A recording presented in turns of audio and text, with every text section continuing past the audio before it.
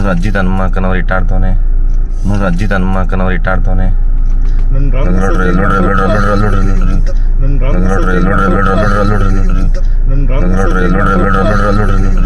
ನೋಡ್ರಿ ನೋಡ್ರಿ ನೋಡ್ರಿ ನೋಡ್ರಿ ನೋಡ್ರಿ. ಅಯ್ಯೋ ಏನ್ರಿ ಡ್ರಿಂಕ್ ಅಂಡ್ ಡ್ರೈವ್ ಇನ್ನೋ ಸುಮ್ಮನೆ ಯಾರೋ ಸ್ನೇಹಿತರು ಇದ್ದಾರೆ ಬಂದಿವ್ರ ಜೊತೆ ಆಗ್ತಾ ಇಲ್ಲ ರೀ. ನಮ್ಮ ಕನ್ನಡದ ಸ್ಯಾಟಲೈಟ್ ಚಾನಲಲ್ಲಿ ಬಹಳಷ್ಟು ಸುದ್ದಿ ಮಾಡ್ತಾ ಇರುವಂಥ ಹೆಸರು ಯಾವುದಾದ್ರೂ ಇದ್ರೆ ಅದು ಅಜಿತ್ ಹನುಮಕ್ನವ್ರದ್ದು. ನೀವು ಗಮನಿಸಿ ನೋಡಿ, ಅವರು ಯುವ ಪತ್ರಕರ್ತರಾಗಿದ್ದಾಗ ಬಿಡದಿಯ ನಿತ್ಯಾನಂದನ ವಿಚಾರಕ್ಕೆ ಹೋಗಿ ಅಲ್ಲಿ ಅವರು ವರದಿ ಮಾಡಿದ್ದನ್ನು ನಾವು ನೋಡಿದ್ದೇವೆ. ಅದಾದ ನಂತರ ಸುವರ್ಣ ವಾಹಿನಿಗೆ ಬಂದಾಗ ಜವಾಬ್ದಾರಿ ತೆಗೆದುಕೊಂಡಾಗ ಅಲ್ಲಿ ಪಾದರಾಯನಪುರ ಗಲಾಟೆ ಆಯ್ತಲ್ಲ, ಅಲ್ಲಿ ಕೋವಿಡ್ ಸಮಯದಲ್ಲಿ, ಆಗ ಅದಾದ ನಂತರ ಅವರು ಒಂದು ಧ್ವಜದ ವಿಚಾರ, ಪಾಕಿಸ್ತಾನದ ಧ್ವಜದ ವಿಚಾರ ಮಾಡಿಕೊಂಡು ಅವರೇನೋ ಒಂದು ಕ್ಷಮೆ ಕೇಳಿದ್ರು ಅಂತ ನಾವು ಕೇಳಿದ್ದೇವೆ. ಅದಾದ ನಂತರ ದರ್ಶನ್ ವಿಚಾರ ಬಂದಾಗ ದರ್ಶನನ್ನು ಟಾರ್ಗೆಟ್ ಮಾಡಿಕೊಂಡು ಅವರು ಜೈಲಿಗೆ ಹೋದಾಗ ಅವರನ್ನು ಟಾರ್ಗೆಟ್ ಮಾಡ್ತಾ ಇದ್ದಾರೆ ಅಂತೇಳಿ ಅವರ ಅಭಿಮಾನಿಗಳು ಕೋಪಗೊಂಡಿದ್ದನ್ನು ನಾವು ನೋಡಿದ್ದೇವೆ. ದರ್ಶನ್ನು ಜೈಲಿನಲ್ಲಿ ಏನು ಮಾಡ್ತಿದ್ರು, ಏನು ಮಾಡ್ತಾ ಇಲ್ಲ ಅನ್ನೋ ವಿಚಾರವನ್ನು ಪ್ರಸಾರ ಮಾಡಿ ಮಾಡಿ ಮಾಡಿ ಮಾಡಿ ಅವರ ಅಭಿಮಾನಿಗಳು ಇವರಿಗೆ ಯಾವ ರೀತಿ ಕಮೆಂಟ್ಗಳಾಗ್ತಾ ಇದ್ರು ಅನ್ನೋ ವಿಚಾರವನ್ನು ನೋಡ್ತಾ ಇದ್ವಿ. ಅದಕ್ಕೆ ಮುಂದುವರೆದು ಅಜಿತ್ ಹನುಮಕ್ಕನವರು ಏನೋ ಮದ್ಯಪಾನ ಮಾಡಿ ಅವರು ರೋಡ್ನಲ್ಲಿ ತೂರಾಡ್ತಿದ್ರು ಅನ್ನೋ ಒಂದು ವಿಡಿಯೋವೂ ಸಹ ವೈರಲ್ ಆಗಿತ್ತು. ನಮ್ಮ ಭಾಸ್ಕರ್ ಪ್ರಸಾದ್, ಹೋರಾಟಗಾರರಾದಂಥ ಭಾಸ್ಕರ್ ಪ್ರಸಾದ್ ಅವರು ಆ ವಿಡಿಯೋವನ್ನು ಅವ್ರ ಯೂಟ್ಯೂಬ್ ಚಾನಲಲ್ಲಿ ಹಾಕ್ಕೊಂಡಿದ್ರು. ಅದು ಭಾಳಷ್ಟು ಚರ್ಚೆ ಆಯಿತು. ಆದರೆ ಇವತ್ತಿನವರೆಗೂ ಅಜಿತ್ ಹನುಮಕ್ಕನವರು ಆ ವಿಚಾರ ಯಾವುದು, ರೋಡ್ನಲ್ಲಿ ತೂರಾಡ್ಕೊಂಡು ಹೋಗ್ತಿದ್ರು, ಅಲ್ಲಿ ಕುತ್ಕೊಂಡು ವಾಮಿಟ್ ಮಾಡಿಕೊಂಡ್ರು ಅನ್ನೋ ವಿಚಾರವನ್ನು ಭಾಸ್ಕರ್ ಪ್ರಸಾದ್ ಅವರು ಹಾಕಿದ್ದಂತಹ ವಿಡಿಯೋಕ್ಕೆ ಇವತ್ತಿನವರೆಗೂ ಅವರು ಸ್ಪಷ್ಟೀಕರಣ ಕೊಟ್ಟಿಲ್ಲ. ನಾನವನಲ್ಲ ಅಂತಲೂ ಹೇಳಿಲ್ಲ, ಇದು ಯಾರೋ ಎಡಿಟ್ ಮಾಡಿದ್ದಾರೆ ಅಂತೂ ಹೇಳಿಲ್ಲ, ಹೌದು ನಾನೇ ಅಂತಲೂ ಹೇಳಲೇ ಇಲ್ಲ.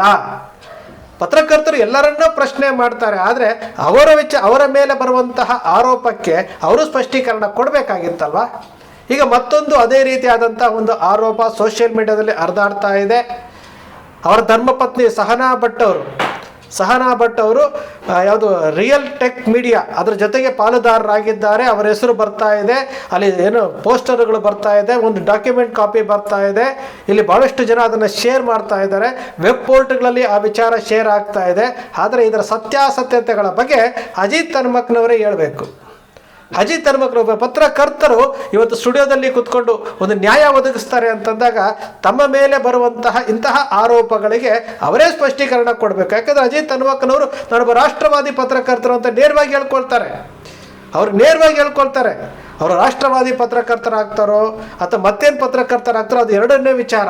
ಪತ್ರಕರ್ತ ಸ್ಯಾಟಲೈಟ್ ಚಾನಲಲ್ಲಿ ಕುತ್ಕೊಂಡು ನೀವು ವರದಿ ಮಾಡ್ತೀರಿ, ಸಂಪಾದಕ ಸ್ಥಾನದಲ್ಲಿ ಕುತ್ಕೊಳ್ತೀರಿ ಅಂತಂದರೆ ಪಕ್ಷಾತೀತವಾಗಿ ತಕ್ಕಡಿಯನ್ನು ಇಟ್ಕೊಂಡು ಸಮವಾಗಿ ನೀವು ನ್ಯಾಯ ಕೊಡಬೇಕಾಗುತ್ತೆ. ಆ ಕೆಲಸ ಅಜಿತ್ ಹನುಮಕ್ಕನವರ ಮೇಲೆ ಅದು ತದ್ವಿರುದ್ಧವಾಗಿದೆ. ಅಜಿತ್ ಹನುಮಕ್ಕನವರು ಒಂದು ಸೈಡ್ ಆಗಿ ವರದಿ ಮಾಡ್ತಾರೆ ಅನ್ನೋ ಆರೋಪಗಳು ಬಹಳಷ್ಟು ಇದ್ದಾವೆ.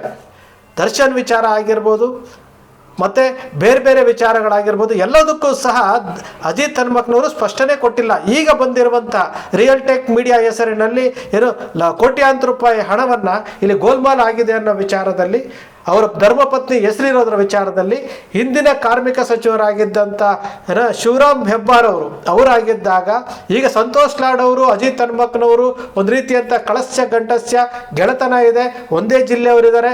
ಆ ಕಾರಣಕ್ಕೋಸ್ಕರವಾಗಿ ಸಂತೋಷ್ ಲಾಡ್ ಅವರು ಅಜಿತ್ ಹನುಮಕ್ಕನವರಿಗೆ ಹೆಲ್ಪ್ ಮಾಡಿದ್ದಾರೆ.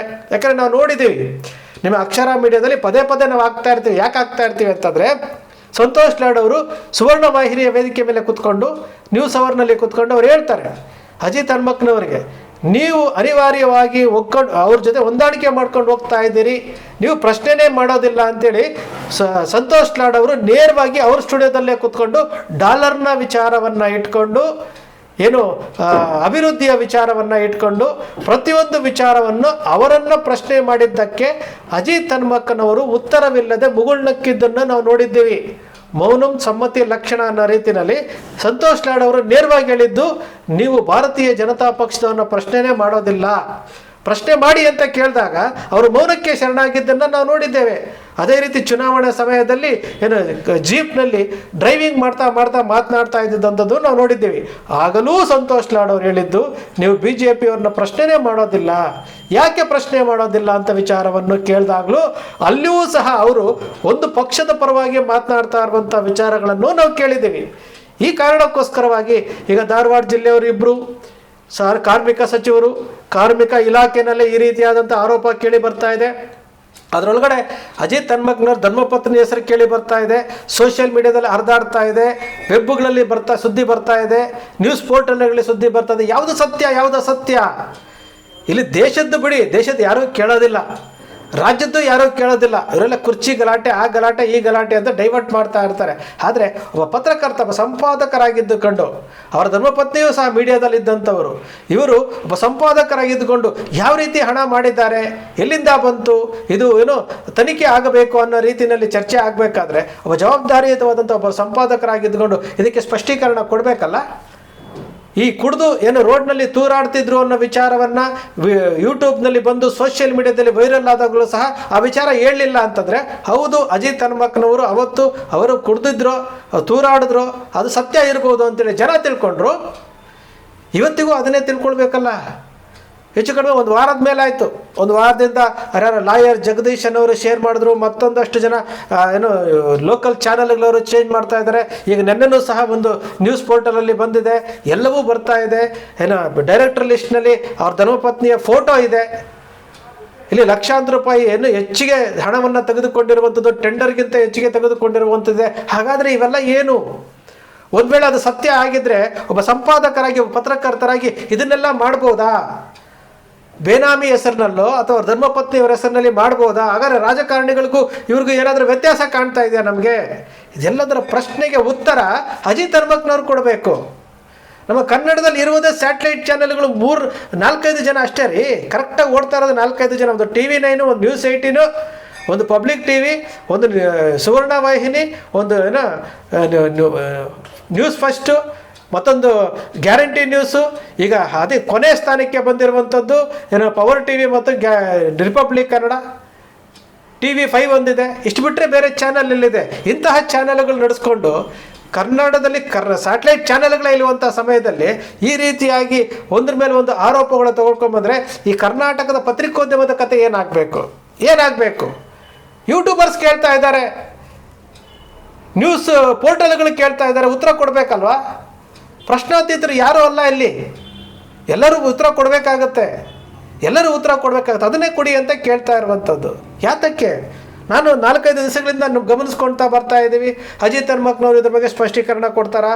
ಅಥವಾ ಅವ್ರ ಧರ್ಮಪತ್ನಿ ಚಾನಲಲ್ಲಿ ಇದ್ದಂಥವರು ಅವರಾದರೂ ಸ್ಪಷ್ಟೀಕರಣ ಕೊಡ್ತಾರಾ? ಇಲ್ಲ. ಇದ್ರ ಮಧ್ಯೆ ಬಹಳಷ್ಟು ವಿಚಾರಗಳು ಚರ್ಚೆ ಆಗ್ತಾ ಇದ್ದಾವೆ. ಒಬ್ಬ ಪತ್ರಕರ್ತರ ಮೇಲೆ ಈ ರೀತಿಯಾದಂತಹ ಆರೋಪಗಳು ಸೋಷಿಯಲ್ ಮೀಡಿಯಾದಲ್ಲಿ ಬರ್ತಾ ಇರೋದ್ರಿಂದ ಪತ್ರಕರ್ತರಾಗಿದ್ದುಕೊಂಡು ಅದಕ್ಕೆ ಸ್ಪಷ್ಟೀಕರಣ ಕೊಡಬೇಕಾಗಿರೋದು ಅವರ ಕರ್ತವ್ಯ. ನಮ್ಮ ಸ್ಯಾಟಲೈಟ್ ಚಾನೆಲ್ಗಳನ್ನು ನಾವು ಎಲ್ಲೋ ನೋಡ್ತಾ ಇದ್ದೀವಿ, ಇನ್ನೂ ಸಹ ಅವರು ತಿದ್ದುಕೊಳ್ತಾರೆ, ಜನರ ಧ್ವನಿಯಾಗಿರ್ತಾರೆ ಅಂತ ನಾವು ತಿಳ್ಕೊಂಡಿದ್ದೀವಿ. ಇನ್ನೂ ಸಹ ಅದು ಯಾವುದೂ ಸಹ ನಮ್ಮ ಕಣ್ಣಿಗೆ ಕಾಣ್ತಾ ಇಲ್ಲ.